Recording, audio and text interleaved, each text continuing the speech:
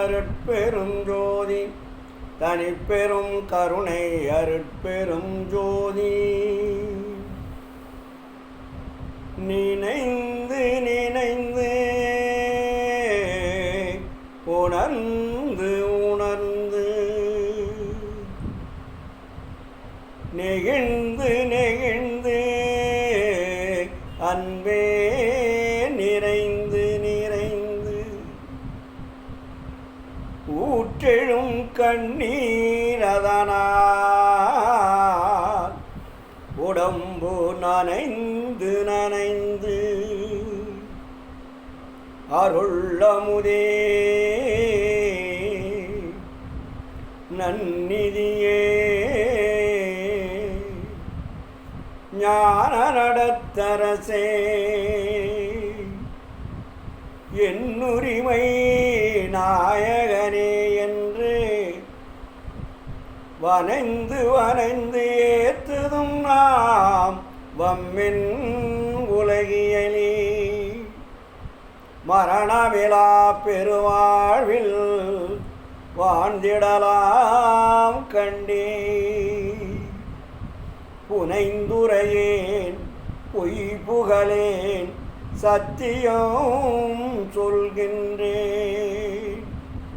பொச்சவையில் சிற்றவையில் புகும் தருணம் இதுவே, புகும் தருணம் இதுவே.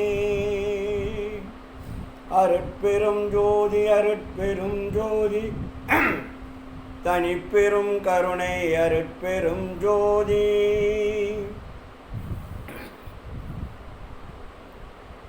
ஆன்மநேய ஒருமைப்பாட்டு உரிமையுடைய சகோதர சகோதரிகள் அனைவருக்கும் முதற்கண் நன்றி கலந்த வணக்கத்தையும் வாழ்த்துக்களையும் தெரிவித்துக் கொள்கிறேன். இன்று நாம் எடுத்துக்கொண்ட தலைப்பு முன்பே பார்த்தோம். வள்ளல் பெருமான் அவர்கள்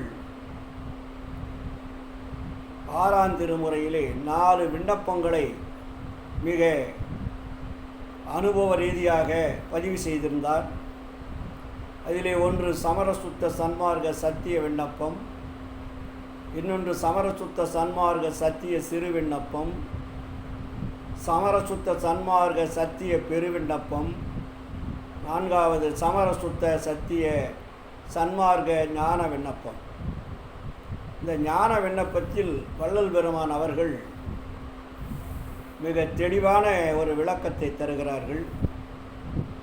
அதாவது இவ்வுலகத்தில் தோன்றிய ஞானிகள், யோகிகள், சித்தர்கள், முத்தர்கள், இன்னும் உயர்ந்த நிலையில் இருக்கக்கூடிய சித்தாந்திகள், வேதாந்திகள், 6 அந்தங்களை கடந்தவர்கள், சமரசுத்த சன்மார்க்க சத்திய ஞானிகள், இப்படி பல்வேறு ஆன்மீக அருளாளர்களை தொடர்பு கொண்டு தேடி தேடி அலைந்து அவரிடத்திலே கடவுளுடைய தன்மை பற்றியும், கடவுள் எங்கிருக்கிறார், எப்படி இருக்கிறார், என்ன செய்து கொண்டிருக்கிறார், அவருடைய தனிப்பட்ட ஆற்றல் என்ன, அவருடைய உருவம் எப்படிப்பட்டது, அதை எப்படி தெரிந்து கொள்வது, நீங்களெல்லாம் எனக்கு முன்னாடி வந்தவர்கள், ஆதலால் உங்களை கண்டு கேட்டு தெரிந்து கொள்வதற்கு வாய்ப்பாக இருக்கும் என்று நினைத்து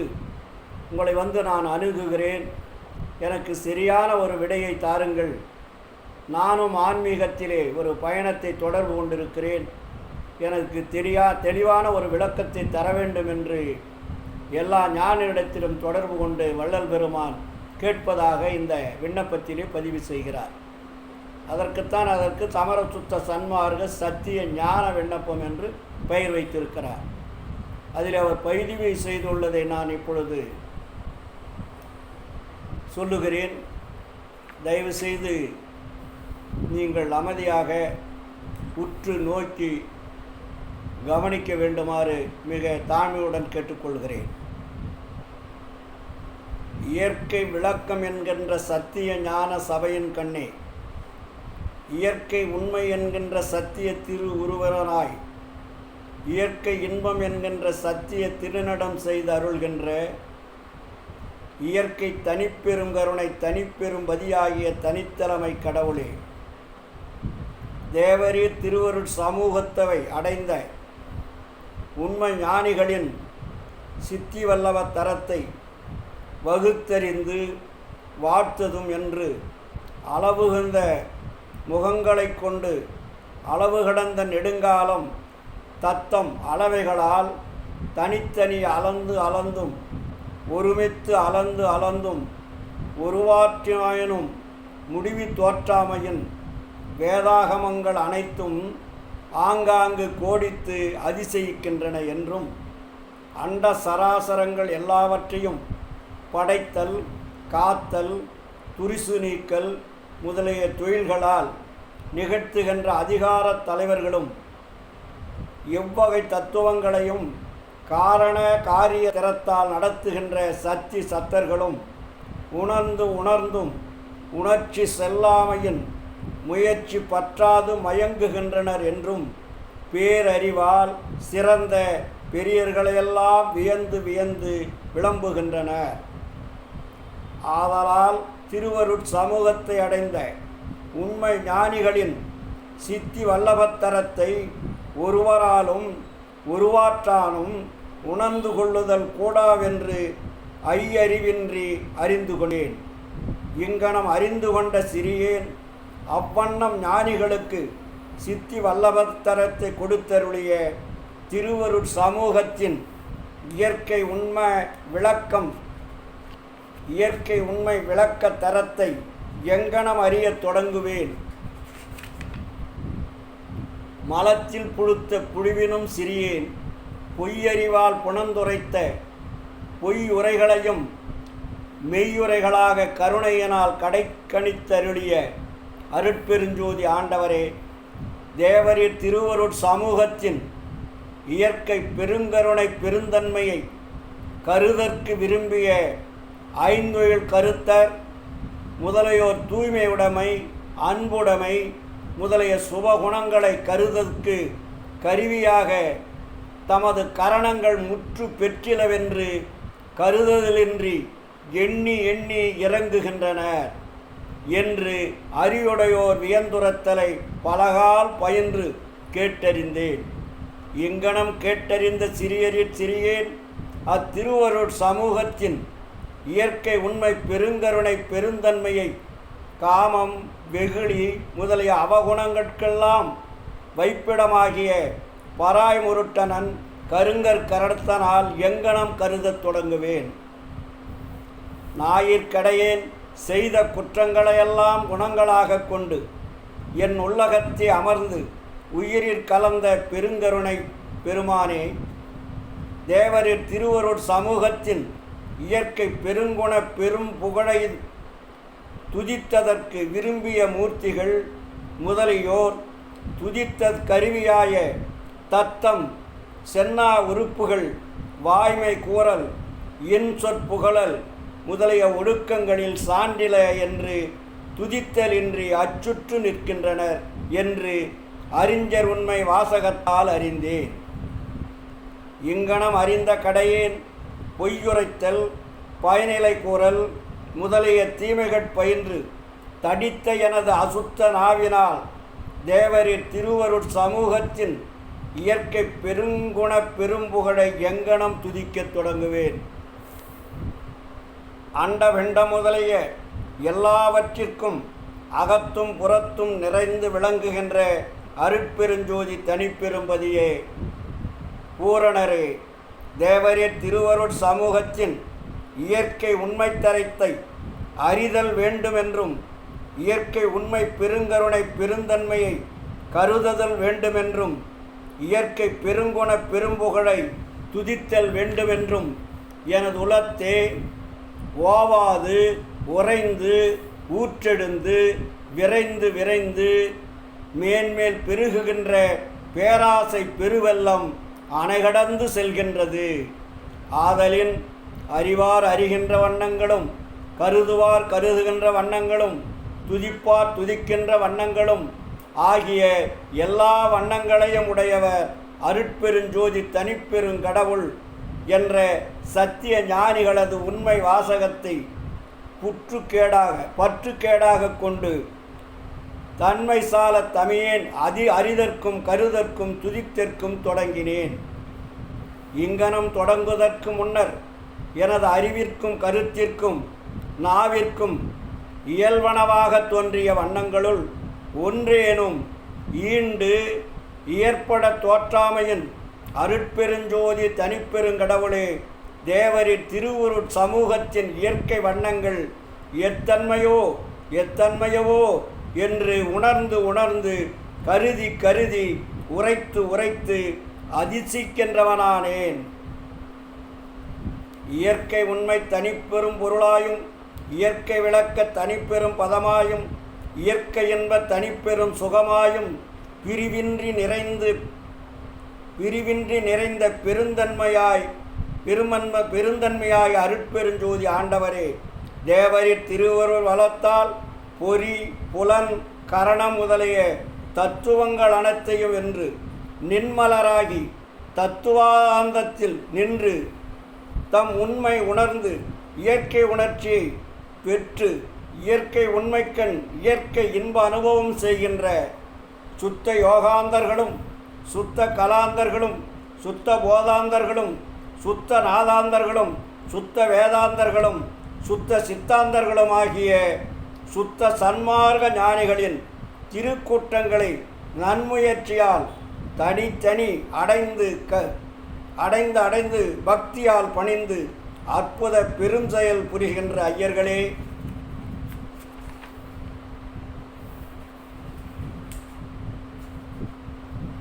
அருட்பெருஞ்சோதி தனிப்பெரும்பதியாகிய கடவுளின் இயற்கை திருவருட் சமூகம் இருந்த வண்ணம் உள்ளம் உவந்துரைத்து அருளுதல் வேண்டும். அருட்பெருஞ்சோதி தனிப்பெரும்பதியாய கடவுளின் இயற்கை திருவருட் சமூகம் இருந்த வண்ணம் உள்ளம் உவந்துரைத்து அருளல் வேண்டும் என்று விண்ணப்பிக்கின்றதோறும் எல்லா பொருள்கட்கும் எல்லா குணங்கட்கும் எல்லா செயல்கட்கும் எல்லா பயன்கட்கும் எல்லா அனுபவங்களுக்கும் மற்ற எல்லாவற்றிற்கும் உருவ சொரூப சுபாவம் முதலிய இலக்கணங்கள் அனைத்தும் தாமே ஆகியும் தாம் அல்லாராகியும் தாக்கியும் தாக்கற்றும் அகத்தும் அகபுறத்தும் புறத்தும் புறபுறத்தும் நீக்கமின்றி நிறைந்து விளங்குகின்ற இயற்கை உண்மை கடவுளது இயற்கை திருவருட் சமூகம் இருந்த வண்ணம் அந்தோ எங்கனம் அறிவோம், எவ்வாறு கருதுவோம், என்னென்று கூறுவோம் என்று அவ்வக்கூட்டங்களினும் தனித்தனி உரைத்து நெகிழ்ந்து நெட்டுயிர்கின்றார்கள் என்றும் எல்லா தத்துவங்களையும் எல்லா தத்துவிகளையும் தோற்றுவித்தல், இயக்குவித்தல், அடக்குவித்தல், மயக்குவித்தல், தெளிவித்தலமாகிய தொழில்களை எளிதில் கொடுத்ததற்குரிய பூரண சுதந்திரத்தவர்களாய் இயற்கை சத்திய ஞான சுக அனுபவ பூரண சுரூப சாத்தியர்களாய் எக்காலத்தும் எவ்விதத்தும் தடைபடாத நித்திய சுத்த ஞான தேகிகளாய் பூத சித்தி, கரண சித்தி, இந்திரிய சித்தி, குணசித்தி, பிரகிருதி சித்தி, புருட சித்தி, விந்து சித்தி, பரசித்தி, சுத்த சித்தி, காலசித்தி, அண்ட சித்தி, பிண்ட சித்தி, அண்டாண்ட சித்தி என்கின்ற அந்தரங்க பகிரங்க தத்துவ தத்துவி சித்திகள் எல்லாவற்றையும் திருக்கடை கணிப்பால் செய்ய வல்லவராய் சடாந்த சமரச சத்தியராய் விளங்குகின்ற சமரச சுத்த சன்மார்க்க ஞானிகளது சித்தி விலாச திருச்சபை கண்ணி புண்ணிய வசத்தால் புகுதப் பெற்று மனங்கணிந்து வணங்கி நின்று சர்வ சுதந்தராய சத்தியர்களே, இயற்கை உண்மை தனிப்பெரும்பதியாகிய கடவுளின் இயற்கை திருவருட் சமூகம் இருந்த வண்ணம் திருவுளம் பற்றி திருவுருவாய் மலர்ந்த திருவார்த்தைகள் அளித்தருளல் வேண்டும் என்றும் விண்ணப்பிக்கின்றதோறும் திருவார்த்தை அளித்தலின்றி பெருங்கருணை திருக்கண்களில் ஆனந்த நீர் பொழிந்து சும்மா இருக்கின்றனர் என்றும் உணர்ந்தோர் வியத்துரைப்ப கேள்வியுற்று இயற்கை திருவருட் சமூகம் இருந்த வண்ணம் என்னவோ என்னவோ என்று குலாவி குலாவி கூவுகின்றனானே. அடிநிலை கரும ஞான சித்தி அனுபவங்களிலும் முடிநிலை கரும ஞான சித்தி அனுபவங்களிலும் அடிநிலை யோக ஞான சித்தி அனுபவங்களிலும் முடிநிலை யோக ஞான சித்தி அனுபவங்களிலும் அடிநிலை தத்துவ ஞான சித்தி அனுபவங்களிலும் முடிநிலை தத்துவ ஞான சித்தி அனுபவங்களிலும் அடிநிலை ஆன்ம ஞான சித்தி அனுபவங்களிலும் முடிநிலை ஆன்ம ஞான சித்தி அனுபவங்களிலும் சுத்த ஞான சித்தி அனுபவங்களிலும் சமரச சுத்த ஞான சித்தி அனுபவங்களிலும் அது அதுவாகி நிறைந்தும் அது அதுவாகி விளங்கியும் அது அதுவாகி இனித்தும் ஆங்காங்கு அதீதமாகி கலந்தும் இவை அனைத்துமாகி ஒருமித்தும் அதீதமாக தனித்தும் வயங்குகின்ற பெருங்கருணை பெரும்பதியாகிய கடவுளே, எல்லா சக்திகளுக்கும் எல்லா சத்தர்களுக்கும் எல்லா மூர்த்திகளுக்கும் எல்லா மூர்த்தர்களுக்கும் எல்லா தேவிகளுக்கும் எல்லா தேவர்களுக்கும் எல்லா சாதனர்களுக்கும் எல்லா சாத்தியர்களுக்கும் எல்லா உயிர்களுக்கும் எல்லா தத்துவங்களுக்கும் எல்லா பொருள்களுக்கும் எல்லா குணங்களுக்கும் எல்லா செயல்களுக்கும் எல்லா அனுபவங்களுக்கும் மற்ற எல்லாவற்றிற்கும் முதற்காரணமாயும் நிமித்த காரணமாயும் துணை காரணமாயும் இவ்வல்லாவாயும் விளங்குகின்ற திருவருட் சமூகம் இருந்த வண்ணம் அறிந்து கொள்ளுதல் இங்கனமானால் திருவருட் சமூக பெருங்கருணை பெரும்பதியாகிய தேவரி இயற்கை திருவண்ணம் அறிந்து கொள்ளுதல் எங்கனமோ எங்கனமோ. ஓ ஒப்புயன்றி விளங்குகின்ற ஒருவரே தேவரி திருவண்ணமும் திருவருட் சமூக திருவண்ணமும் அறிதற்கும் கருதற்கும் துதித்தற்கும் எத்திரத்தாயினும் கூடாவாயினும் அடிமை அளவிற்கு இயன்றபடி அறியாது அறிந்தும் கருதாது கரியும் துதியாது துதித்தும் எனது உரிமையை ஊற்றம் செய்கின்றவனானேன். வந்தனம் வந்தனம் என்று இந்த விண்ணப்பத்திலே மிக தெளிவாக வள்ளல் பெருமான் அவர்கள் பதிவு செய்கிறார். ஏனென்றால் நாம் எல்லோரும் இதுவரையிலே பல கடவுள்களை வணங்கி வந்திருக்கின்றோம்.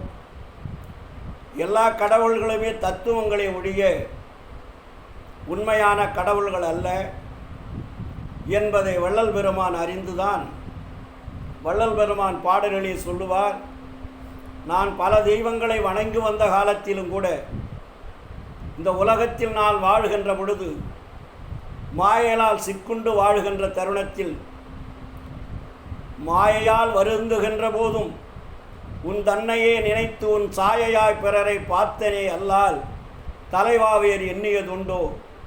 அண்ணல் நின் பாதம் அறிய நான் அறியேன் அதரினி சிறிதுமிங்கு ஆற்றேன் திண்ணமே நின்மேல் ஆணை தெளிவித்து காப்பது உன் கடனே என்று பதிவு செய்வார். அதே நேரத்தில் வண்ண வேறெனினும் வடிவ வேறெனினும் மன்னிய உண்மை ஒன்று என்று எண்ணியதல்லால் சச்சிதானந்த திரையாவேர் எண்ணியமுண்டோ.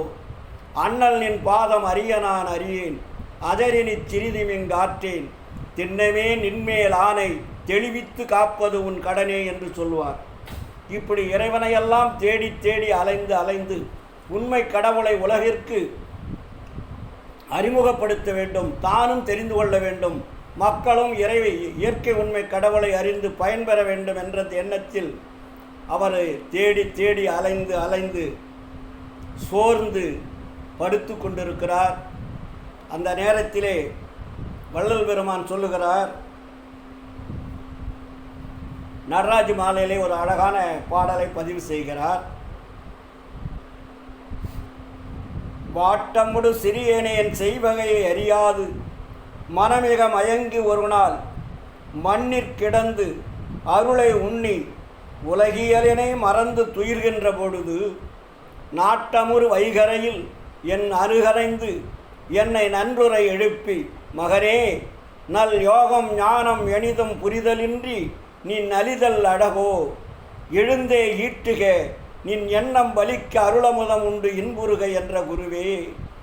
என் ஆசையே, எந்தன் அன்பே, நிறைந்த வேர் இன்பமே, என் செல்வமே, வேட்டவை அளிக்கின்ற நிதியமே, சாகாத வித்தையில் விளைந்த சுகமே, மெய்ஞான நிலை நின்ற விஞ்ஞான கலருளே, மேவு நடராஜபதியே என்று சொல்லுகிறார்.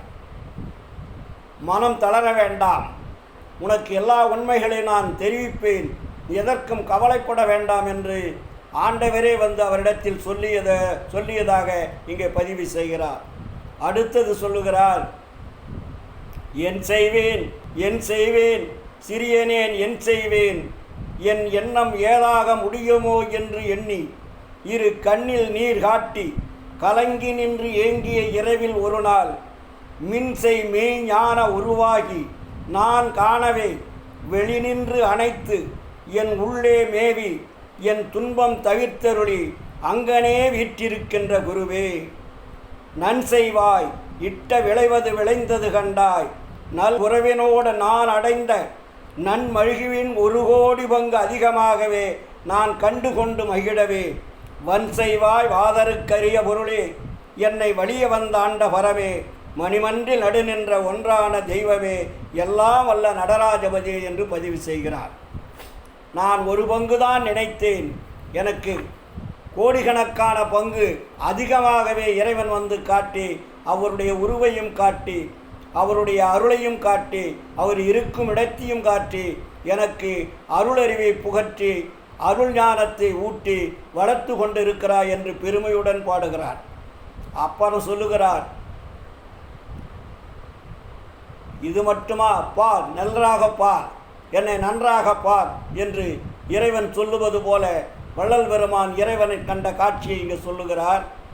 கடல் கடந்தேன், கரை அடைந்தேன், கண்டு கொண்டேன், கோவில் கதவு திறந்திட பெற்றேன், காட்சியெல்லாம் கண்டேன், அடர் கடந்த திருவமதம் உண்டு, அருள் ஒளியால் அனைத்தும் அறிந்து தெளிந்து அறிவுருவாய் அழியாமை அடைந்தேன், உடற்குளிர்ந்தேன், உயிர் கிளர்ந்தேன், உள்ளமெல்லாம் தழைத்தேன், உள்ளபடி உள்ள பொருள் உள்ளவனாய் நிறைந்தேன், இடர் தவிக்கும் சித்தியலாம் என் வசம் ஒங்கிடவே இத்தனையும் பெற்றே நான் இத்தனையும் பொது நடம் செய் இறைவன் அருட்செயலே என்று சொல்லுகிறார். அடுத்தபடியாக சொல்லுகிறார், காட்டையெல்லாம் கடந்துணர்தன் ஆட்டை அடைந்து கடிநகற்பொன் மதிர்காட்சி கண்குளிரக் கண்டேன், கோட்டையெல்லாம் கொடிநாட்டி குளமிட பார்த்தேன், கோயிலின் மேல் வாயிலிலே குறைகளெல்லாம் தவிர்த்தேன், சேட்டையற்று கருவியலாம் என்பசம் நின்றிடவே சித்தியலாம் பெற்றே நான் திருச்சிற்றம்பலவே, பாட்டையெல்லாம் பாடுகின்றேன் இது தருணம் பதியே, பலம் தரும் என் உலந்தனிலே கலந்து நிறைந்தருளே என்று தன் கண்ட காட்சிகளை எல்லாம் மிக தெளிவாக இங்கே பதிவு செய்கிறார். ஆதலால் அன்பார்ந்த சன்மார்க்க அன்பர்களும் ஆன்மீகத் துறையில் இருப்பவர்களும் இறைவனுடைய உண்மையை அறிந்து இறைவனுடைய உருவத்தை அறிந்து எவ்வண்ணமாக இறைவன் இருக்கிறார் என்பதை தெரிந்து வள்ளல் பெருமான் அவர்கள் நமக்காக ஒளியாக இருக்கிறார். கடவுள் அவர் அருளொளியாக இருக்கிறார். அந்த ஒளியான கடவுள்தான் அருட்பெருஞ்சோதி, அருட்பெருஞ்சோதி, தனிப்பெரும் கருணை, அருட்பெருஞ்சோதி என்று பதிவு செய்கிறார் இங்கே. அந்த நிலையிலே நாம் எல்லோரும் இறைவனை தொடர்பு கொள்வதற்கு நாம் தயாராக இருக்க வேண்டும். அதற்கு வேண்டியது ஒழுக்கம், வழிபாடல்ல, ஒழுக்கம் தேவை. என்ன ஒழுக்கம்? ஜீவகாருண்ய ஒழுக்கம். ஜீவகாருண்ய ஒழுக்கம் என்றால் என்ன? ஜீவனை காப்பாற்றக்கூடிய ஒழுக்கத்திற்கு பேர் ஜீவகாருண்ய ஒழுக்கம். நம்முடைய உயிரை காப்பாற்ற வேண்டும், உடலை காப்பாற்ற வேண்டும், ஆன்மாவை காப்பாற்ற வேண்டும் என்றால் மற்ற உயிர்களுக்கு நாம் என்ன செய்ய வேண்டும்? கருணை செய்ய வேண்டும், கருணை காட்ட வேண்டும், தயவு காட்ட வேண்டும், அன்பு காட்ட வேண்டும், உதவி செய்ய வேண்டும். இப்படி எல்லா உயிர்களுக்கும் உதவி செய்கின்ற பொழுது நம்முடைய உயிர் பாதுகாக்கப்படும் என்பதை வள்ளல் பெருமான் மிக தெளிவாக நமக்கு பதிவு செய்கிறார். அதனால்தான் வள்ளலார் சொல்லுவார், எத்துணையும் பேதமுறாது எவ்வுயிரும் தம்முயிர் போல் எண்ணி உள்ளே ஒத்து உரிமை உடையவராய் உவக்கென்றார் யாவர் அவரோளந்தான் சுத்த சித்துருவாய் எம்பெருமான் நடம்புரியும் இடமெனத் திரிந்தேன் அந்த வித்தகர்தம் அடிக்கேவல் புரிந்திட என் சிந்தமிக விடைந்ததாலே என்று சொல்லுகிறார். ஆதலால் நாம் என்ன செய்ய வேண்டும்? இறைவனை தொடர்பு கொண்டால் இறைவன் தானே நம்மை தேடி வருவார். அதற்கு தேவை ஒழுக்கம், ஒழுக்கம், ஒழுக்கம்தான்.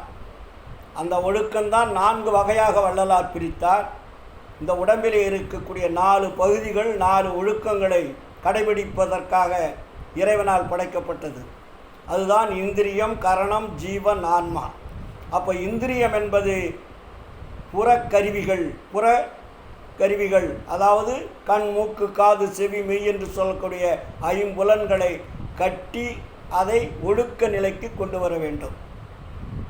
புறத்தில் செல்ல ஒட்டாமல் ஒழுக்க நிலைகளை கொண்டு வருகின்ற பொழுது அதனுடைய ஒழுக்கம் நம்மை ஆன்மாவனுடைய தொடர்புக்கு நம்மை அழைத்து செல்லும். அதே நேரத்திலே கரண ஒழுக்கம் என்பது மனம், புத்தி, சித்தம், அகங்காரம் என்று சொல்லக்கூடியது. இந்த மனம், புத்தி, சித்தம், அகங்காரம்தான் உலகில் வாழ்க்கைக்கு நம்மை இட்டு செல்வது, பாதாள குழியில் தள்ளுவது, மரணத்தை வெல்ல முடியாமல் தவிப்பது, மரணம் வருவதற்காகவே வாழ்கின்றது. ஆதலால் இந்த ஒழுக்கம் 2ஐயும் கடைபிடித்தால் மட்டுமே ஜீவ ஒழுக்கம், ஆன்ம ஒழுக்கம் என்பது தன்னைத்தானே கைகூடும். ஆதலால் வள்ளல் பெருமான் நமக்கு சொல்லிய ஒழுக்கம் 4 தான். அதில் இந்திரிய ஒழுக்கம், கரண ஒழுக்கம் என்ற 2 ஒழுக்கத்தை மட்டும் வள்ளலார் சொல்லியவாறு கடைபிடித்தால் போதும். நாம் இறைவன் யார் என்பதை தெரிந்து கொள்ளலாம், இறைவனுடைய தொடர்பு கொண்டு அருளை பெறலாம், அருளை பெற்று மரணத்தை வெல்லலாம். மரணத்தை வெல்லுவது மட்டுமல்லாமல் இந்த தேகத்தை முத்தேக சித்தியாக மாற்றி சுத்த தேகம், பிரணவ தேகம், ஞான தேகம் என்று சொல்லக்கூடிய அந்த அற்புதமான தேகத்தை பெற்று பேரின்ப சித்தி பெருவாழ்வில் வாழ்வாங்கு வாழ்வோம் என்று கூறிக்கொண்டு எனது சிற்றுரையை நிறைவு செய்கிறேன். நன்றி, வணக்கம், வாழ்த்துக்கள். அருட்பெரும் ஜோதி, அருட்பெரும் ஜோதி, தனிப்பெரும் கருணை, அருட்பெரும் ஜோதி.